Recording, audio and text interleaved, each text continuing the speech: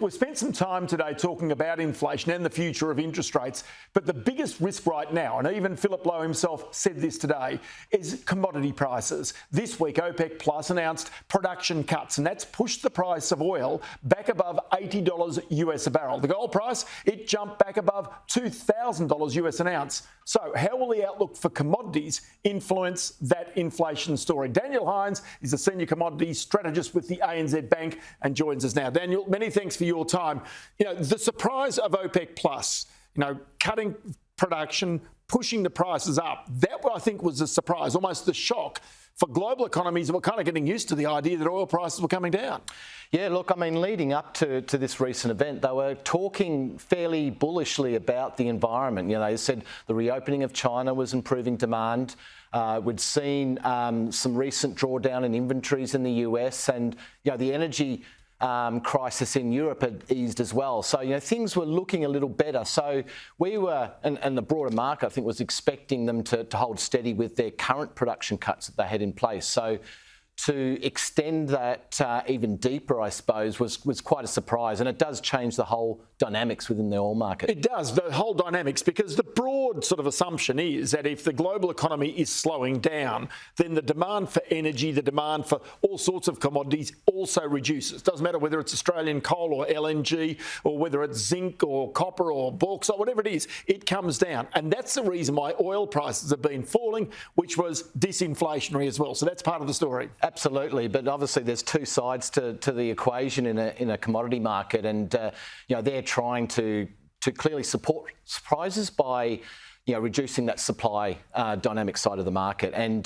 they've been successful in doing that before, and they feel like now is the prime time because they don't have any real competitors out there. The US is actually relatively constrained now, and other non-OPEC producers just don't have the spare capacity. Okay, so we can see here a chart you produced here, just looking at OPEC production versus quotas. Just explain why that's important. Well, I mean, you can see that sort of post the Russian invasion of Ukraine, they raised quotas, basically allowed their members to pump as much as they want, but they couldn't. You could see it rose slightly, but there were constraints on output as a result of a lack of investment and just poor operations, and so that really tightened the market up. And now these cuts are going to have a real effect to actually reduce output even further. Okay, so this also points out, and we can see what's happening with prices. COVID, basically China dropping its COVID restrictions. OPEC now announcing this surprise, and you can suddenly see that little spike at the end. Effectively is really the impact of those cuts in production out to next year. They'd cut previously 2 million barrels a day. So this was, again, an ongoing situation. And that then, in turn, goes into LNG prices. It affects coal prices, whole range of things that Australia relies on. Absolutely. And the energy complex had been under pressure due to that economic backdrop. But also, as I said, the supply issues around Russia had eased as well, but this brings it all back into the fray again. I think energy markets, could potentially heat up again, coming into the Northern Hemisphere summer. Yeah, so then there's one other small element that does also affect Australia. Australia being one of the world's biggest gold producers, anything that sort of seems to be inflationary suddenly pops the gold price as well. So you saw that this week. Gold right now, as we're sitting here, is getting back close to record levels. Yeah, it's been quite a phenomenal ride, and certainly, how the Fed sort of tackles inflation.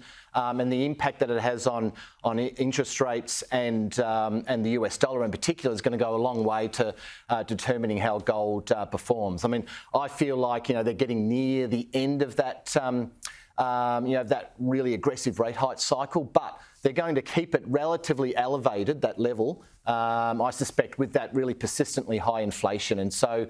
That's going to keep that sort of hedge against inflation a really positive factor for gold. It's going to be interesting. And then one final one very quickly is base metals, because obviously that comes down to pure supply and demand. There's a lot of supply, but there's also a lot of demand now coming out of a reopened China. Yeah, and I think specifically to that issue, the Chinese focus is on some of these new sectors, so renewable energy, electric vehicles and all the like. And interestingly, some of the key commodities like copper and nickel in particular are quite critical to those sectors. And so they're really boosting investment in those areas, despite, I suppose, the sort of modest growth target that they set at the start of the year. I'll tell you what, Daniel Hynes, Senior Commodity Strategist at the ANZ Bank. Great to have your input today. Many thanks for your time. We'll do it again soon. My pleasure.